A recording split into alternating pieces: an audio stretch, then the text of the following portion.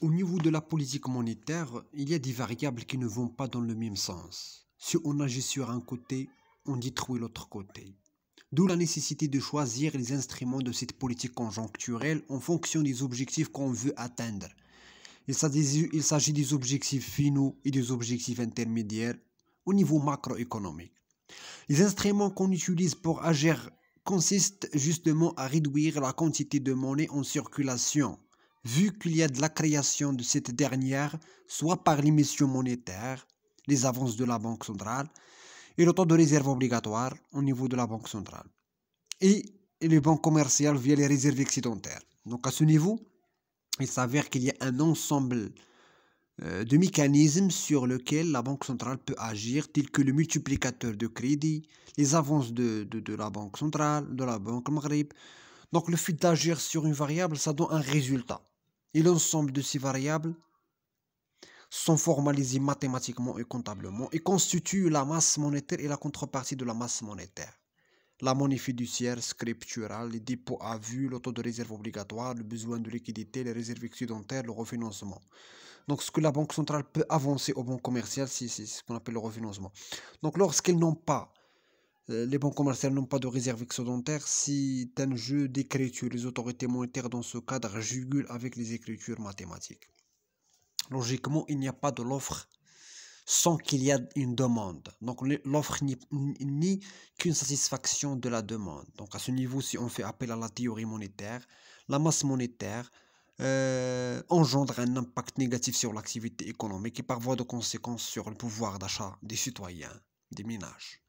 Et pour justement le corriger, on a des variables, à savoir l'offre de la monnaie et la demande de la monnaie. Avant d'agir sur l'offre, par exemple, on doit d'abord comprendre comment ça se passe l'offre, le mécanisme de l'offre, pour savoir là où il faut mettre le doigt pour résoudre le problème. Lorsque le fait d'agir sur l'offre n'a pas abouti à ces résultats, on a pensé d'agir sur la demande. Néanmoins, les offreurs de monnaie sont la Banque centrale et les banques commerciales. Pour Banque le Maghreb, il crée un surplus monétaire parce qu'il est obligé de répondre aux besoins de l'activité économique. Donc au niveau du système financier national, au lieu d'aller ailleurs, parce qu'on est dans une économie ouverte, un système international, ce qui fait les acteurs économiques, ils ont une autre option. Donc les autorités monétaires n'ont pas le monopole au vrai sens du terme, alors que la banque commerciale, en tant qu'offreur de monnaie, il constitue pour elle la source de richesse. Donc une activité dont le crédit et le gain, leur chiffre d'affaires et l'octroi de crédit, donc leur réalisation du profit, c'est l'octroi de crédit. Donc une banque ne peut accorder un crédit s'il n'y a pas de demande. Donc à ce niveau, le moyen pour régulariser la relation banque-client, c'est le prix. C'est le prix de vente de l'argent, donc le taux d'intérêt. Plus il y a de création monétaire, plus le chiffre d'affaires augmente, plus les gains vont augmenter. Donc le justificatif des banques, c'est qu'ils répondent à une demande. Ils créent de la monnaie pour répondre à une demande. Donc les contreparties de la masse monétaire est égale à, donc indirectement, implicitement. Donc le deuxième volet sur lequel on doit agir, c'est la demande de monnaie. C'est la demande de monnaie. Comment peut-on réduire cette dernière en vue de préserver l'équilibre du marché? Il faut d'abord comprendre la demande de monnaie. Pourquoi les agents économiques demandent-ils la monnaie? La monnaie a été inventée pour servir à une chose, la transaction. Donc pour les classiques, la notion de l'équilibre, l'offre crée sa propre demande. La monnaie ne sert que pour faire les échanges. On passe tout simplement les biens vers les biens.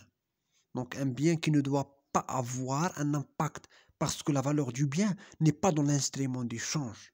Leur valeur incorporée dans le produit intrinsèque. Donc l'approche transactionnelle, comme son nom l'indique, donc c'est l'équation de Cambridge que vous voyez dans la diapositive. Plus il y a une augmentation du revenu réel, il y a lieu d'augmenter la demande de monnaie.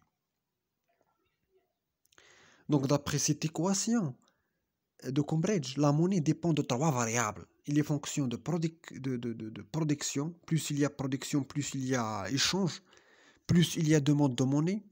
Donc chaque produit est échangé contre un autre produit. Plus il y a produit, plus on a besoin de faire l'échange. Donc relation croissante. Lorsqu'il y a une augmentation du niveau général des prix, dans ce cas, on a besoin de demander plus de monnaie. Et également, la demande, c'est une fonction décroissante de vitesse de circulation de la monnaie. La vitesse de circulation, qu'est-ce qu'on entend par la vitesse de circulation de la monnaie? C'est le nombre de fois qu'une unité monétaire échange de main. Le nombre de fois l'unité monétaire puisse servir à une transaction. Le responsable de cette circulation, c'est les instances et les autorités compétentes. Donc, on ne peut pas avoir une quantité supplémentaire de la demande de monnaie que si le revenu augmente, la production ou bien les prix augmentent et la vitesse de circulation de la vitesse de circulation de la monnaie baisse.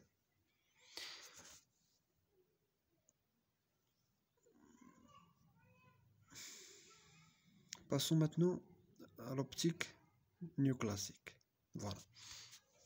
Dans l'optique néoclassique, la demande de monnaie est inélastique au taux d'intérêt, dans la mesure où la demande n'est pas fonction du taux d'intérêt parce que les agents la demandent, ils demandent la monnaie pour consommer et non pas pour investir. Ils la demandent que pour acheter et faire de la transaction. Donc le taux d'intérêt n'est pas un déterminant. On fait appel à la théorie quantitative de la monnaie dans ce cadre. Donc, il y a une complémentarité, comme vous l'avez déduire, entre les néoclassiques et les classiques. Alors, pour Keynes, pour lui, justement, la première fonction de la monnaie, c'est faire la transaction, les échanges. Il est d'accord que la monnaie sert à faire les échanges. La demande de monnaie pour faire les transactions. Mais il ne s'est pas arrêté là. Mais il considère que la monnaie peut être demandée pour autre chose, pour produire.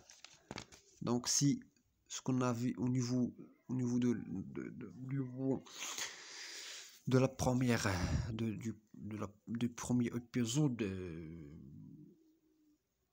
dans l'économie monétaire et financière, si l'effet chômage est plus élevé, et si on parle de l'effet quantité est supérieur, et si le taux de chômage est faible, si l'effet prix est supérieur.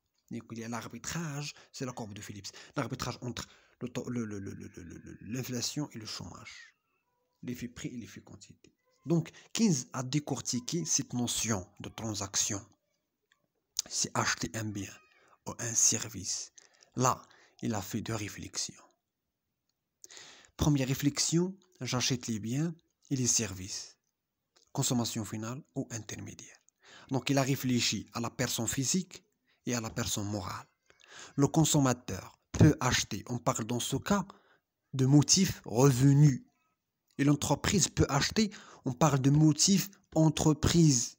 Deuxième réflexion, on peut acheter les biens et les services aujourd'hui comme je peux les acheter demain. Donc, il a intégré la dimension temps. Donc, la demande de monnaie est fonction de la consommation. Et la consommation, à son tour, est fonction du revenu, soit le revenu relatif disponible permanent. Donc, il dépend de la proportion moyen à consommer.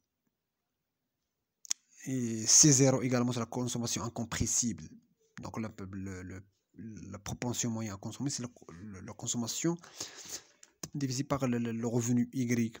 Plus le revenu augmente, plus la consommation augmente, mais moins proportionnelle. Donc, la variable temps est apparue. C'est le motif précaution. Et la demande de précaution pour lui, si la transaction et les précautions. Donc, la quantité demandée est supérieure à la quantité offerte. Le problème vient lorsque la quantité de monnaie devient supérieure à la quantité des biens et services. Lorsque l'agent économique demande la monnaie pour faire de la transaction, pour satisfaire ses besoins instantanés. Aucun impact inflationniste. Si on parle en T0, je demande la monnaie pour effectuer une transaction en T0. Donc, il n'y a aucun impact inflationniste. Mais lorsque la demande est demandée en deux temps, ça veut dire la transaction présente, ici le futur, on demande la monnaie en T0 pour effectuer une transaction en T1. C'est ce qu'on appelle la demande précaution.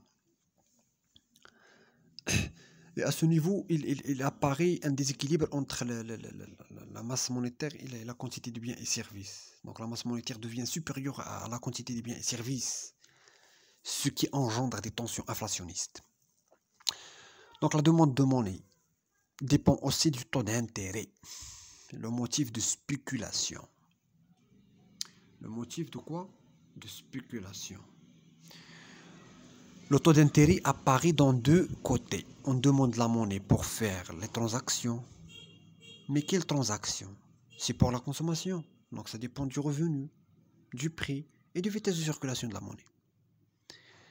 La demande de la monnaie pour investir.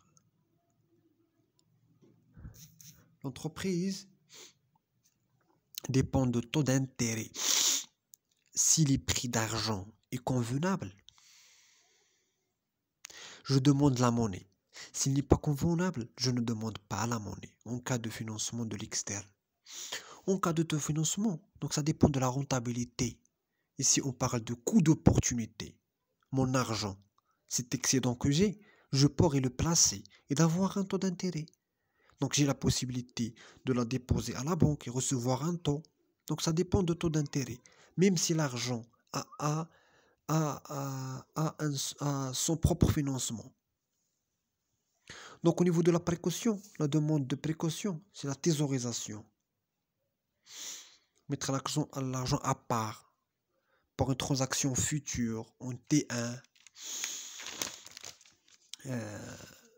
Donc, qu'est-ce qu'on a créé en T0 lorsqu'on demande la précaution? On a créé une inflation en T0. On crée l'inflation. Ça veut dire une baisse de la valeur de la monnaie.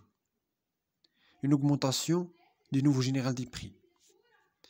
Ce que j'ai mis à côté aujourd'hui, il se peut qu'il ne peut pas me servir pour effectuer la transaction. L'augmentation d'argent, l'augmentation de l'inflation.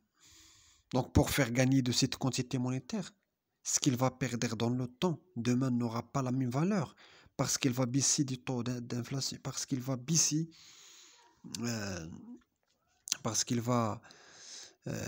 du taux d'inflation, c'est le placement. Donc la finance pour réserver, elle sert donc à réserver la valeur spéculation. Placement, autre que celui monétaire. Donc donner cet argent à quelqu'un dont il a besoin. Donc sur quelle base on détermine la valeur de l'argent? Plus le taux d'intérêt augmente, la rentabilité baisse. Les titres augmentent. Donc on l'achète par opposition dans la sphère réelle. C'est la spéculation. Donc on anticipe en T1 qu'il va augmenter. Et il y a lieu de faire arbitrage entre thésaurisation et placement. Donc il y a lieu de faire arbitrage entre thésaurisation et placement. Cela dépend du taux d'intérêt. Donc ça, en ce qui concerne la réflexion du 15. Passons maintenant aux monétaristes. Donc les monétaristes en bas de la diapositive. Donc pour eux, la demande de monnaie dépend de trois variables. C'est le revenu permanent. Le taux d'intérêt et les prix. On demande une quantité de monnaie pour faire une transaction actuelle et une partie pour le futur. Épargne T0 et T1. Donc on ajoute le passé, présent et futur. C'est la continuité. Le revenu, exemple, le salaire de N